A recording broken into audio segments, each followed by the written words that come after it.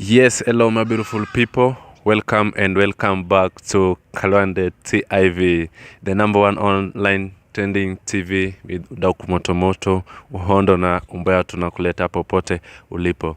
Today is a fun day guys, na tuko hapa na nabii mkubwa sana. Wacha jitambulishe jina na tutaweza kupiga story kidogo kuhusu yale ambayo yanafanyika kwa nchi na tuambie the way forward as kama nabii. Habari yako nabii? Mzuri sana. Uko salama? Niko salama. Kwa majina unaitwa nabii nani? Mimi naitwa Nabii Gogo. Nabii Gogo. Kutoka sehemu gani ya Kenya? Nipo Kisumu. Yeah. Kwa wale ambao wanakujua na wanajua kazi yako, unaweza kutufahamisha kidogo tuweze kukujua zaidi isipokuwa tu Nabii Gogo? Okay, mi kazi yangu sana ni nime-practice spiritual knowledge. So I give spiritual advice to anybody so that we can do some things complete. So the advice is not limiting some people, like these are pastors, these are wagangas.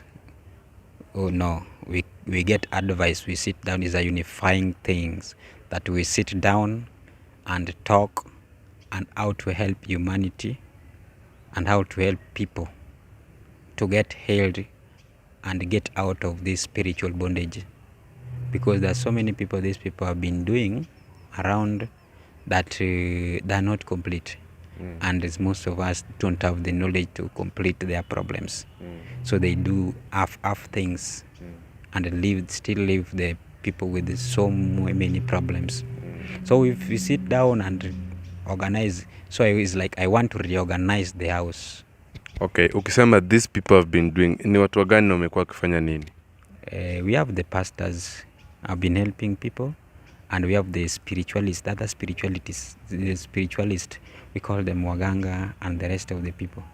So those who have been misleading people come to them, but they don't get a good healing from them.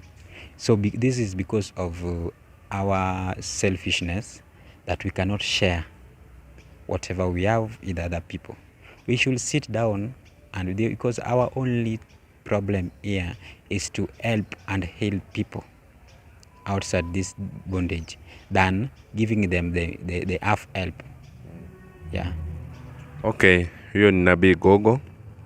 Nabii, niko na swali ambaye imekuwa ikinisumbua sana kiakili, na hata kwa Kenya kama jamii imekuwa ikikuwa hapa na pale, na kuna news pia ilikuwa inaenda through. So wewe kama nabii, tunaomba tu tueleze na utuambie kama uko na ujuzi ama uko na kila ambaye unaweza sema. Kwa hiyo utuambie ile kitu inaendelea pale Shakahola. Wewe kama nabii, kama spiritualist, ungeweza kusema nini? Kila ambacho kinaendelea Shakahola sio jambo geni. Ni jambo ambacho kilikuwa inafanyika hata huko kitambo. We must accept the fact that we are Africans, and Africans we do our things in African ways, and most things they are claiming, but they are Africans ways. Okay, Shakahola stuff, for I don't know, but for people to be killed into that number means, to my view, means there's somebody who has a plantation of spirit somewhere. He has a plantation of spirit somewhere, and he is trading this spirit and causing harm to the society with the spirit he is trading. And also he can also sell them to other people who needs the spirit. Ngoja nabii, can spirit be sold? Yeah, people sell spirits. Really? You call them selling souls. Your soul can be, somebody can sell your soul even if you are alive. So hii soul inaenda kusaidia kama nini? Sijakuelewa bado kidogo. Na some of the our viewers. Kuna kazi mbalimbali souls hufanya, kama kuleta pesa.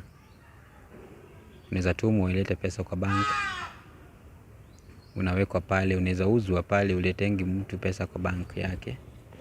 Na kuna ule mwingine pia anaweza tumwa pale kuleta sacrifice. Uende pale kwa barabara ukosa accident. Hizo watu wengi husimama kwa barabara pale, wanafikiria ni watu, kumbe ni spirits, alafu gari inapata ajali. So wanachukua hizo damu kwa hiyo barabara, wanapeleka kwa them mwenyewe. We call them masters who sends them. You can go to people's houses and cause breakage of marriages. Chaos. You cause chaos, they kill each other. You get into somebody's body, he kill his brother. That soul gets also kwa crowd, helps people in crowd, those most of the politicians. Au wakiingia ndani ya hizo crowd, ile wakati mnaenda kwa barabara, kuna souls zenye walikufa wakati wa maandamano. Sasa wakiingia ndani yao watu, so the remaining people will do, watakuwa nafanya zile nini, wako na ile roho ama wako na ile nguvu ya kusimama mbele ya polisi waambie nipige risasi. It's not normal to everybody, because wakishikwa na polisi pale watasema mimi sikukuwa kwa maandamano wakitandikwa na polisi. Unaona, sio yeye ndiye alikuwa pale, ile soul yenye ilikufa ile wakati wa maandamano ndio imeingia ndani ya huyo mtu. Sasa kunafanyika hivyo kufanya sacrifice. So the more sacrifice watu wengi ukufa kwa barabara, the more power these politicians gain, or anybody else who has a crowd. You must sacrifice, and the souls of these people who died for you will help you to complete your mission. So inatumika mambo mingi sana. Kuna wenye hata wanaweka maiti kwa nyumba, mambo mingi. Nabii, nimeshtuka sana, lakini ni mambo, ni hali ya dunia. Hapo kuliweza kutokea mapastors wengi wamehusika na hiyo jambo. Tuliweza kusikia pale Pastor Ezekiel, Pastor Mackenzie, lakini wewe kama nabii unaweza kutuambia nini? Umekubaliana ya kwamba hao mapasta wanaweza kuwa wamehusika na jambo kama hayo, ama hayo ni maneno tu? Serikali ilifanya mambo yake, walijua shida yao iko vipi.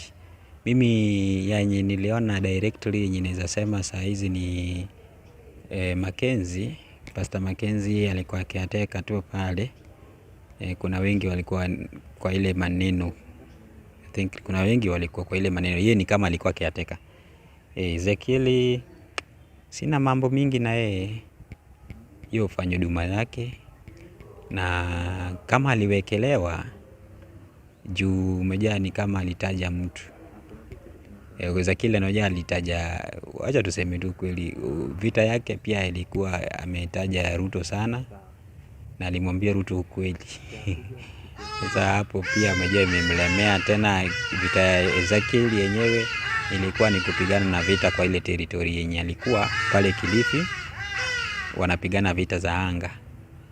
Hiyo naye anaelewa ni vita ya anga inapiganiwa, because unapata yeye spirit. Vita ya anga tuelewi kidogo. Kuna the realm powers people ungangania. So we were born kings and queens as Africans, whether we do what, and so Ezekiel is a dominant king. Dominant king is a conqueror. He can go anywhere and conquer those kingdoms. So hizi kingdoms zenye ameconquer, their kings are the ones fighting back kupata ile kuregain their kingdoms back. It's like ali conquer other kingdoms with the power he has.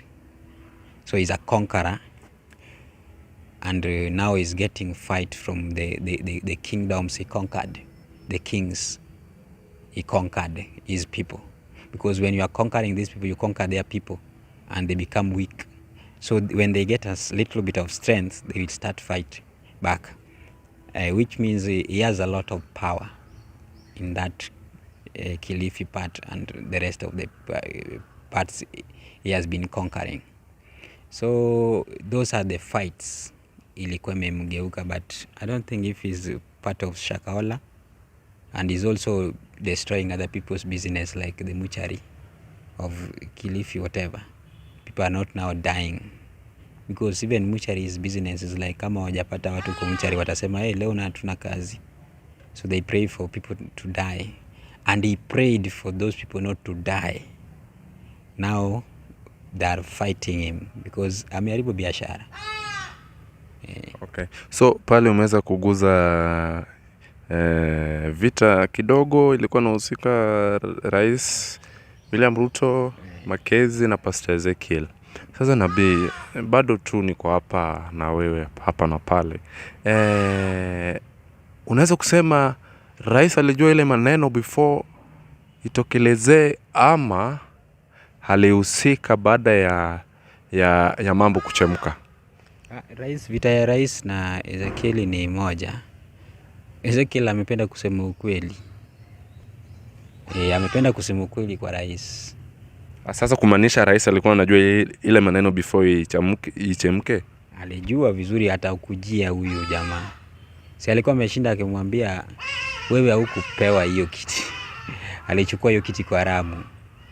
Na watu wenye walikupigia kura watakuja tena kupigana, kudai ile haki yao tena kama unafanyia uongozi mbaya. Sasa hapo akipenda kila time alipenda kusema hivyo. Umeja hata rais alikuwa lazima, kozi ule Ezekiel ni mtu mkubwa sana, anasikia kwa kila ina kona ya dunia. Lazima hiyo message yake ingefikia rais, na hapo ndio vita ilianzia. Ndio sasa vitina plus tena ile vita za wale wenye wameshika anga zao. Mmoja amefunga anga, Kilifi amefunga anga kabisa, yenye wale watu wapumui. Kwa wale ambao hawajui vita za anga watajua tunasema nini, lakini kuna wenye wanaelewa vita za anga, wanaelewa ni nini inafanya. Sema pale anga ya Kilifi imefungwa, hakuna mtu anaweza pumua pale, hakuna mtu mwenye anaweza inua kichwa. Hata kama watainua kichwa kipiga kelele, lakini ule jamaa amefunga, zile anga zote ziko chini yake. Hiyo ndio kitu cha kwanza alienda kadeal nayo kabisa. So he has a lot of powers, and as long as people are healing, let them not fight him, because we are born here to heal people and to rescue people from the bondage of spiritual bondage. Why are we fighting him? And he's doing his good work. Then fight Mackenzie who is killing people. How sure are you that Mackenzie is killing people? I had some conversation he was doing that amemaliza kazi yake ya miaka 9 na wanaingia kwa kazi nyingine. Then the statement like ati hata kama mtoto wako analia ati umekuja kutumikia Mungu, akilia njaa siacha tu mtoto akufe. Like a such statement haifai kutoka kwa Mackenzie mwenyewe, alikuwa mtumishi. No, sijaisikia statement kama hiyo inatoka kwa Ezekiel, because that guy is very wise. He's very wise on his words. Sijaisikia vitu kama hizo. But ule jamaa alikuwa anajali maisha ya watu. Unapata vitu mbili hao watu wanapiga ule. Ezekiel anasema watu wapone, wasikufe.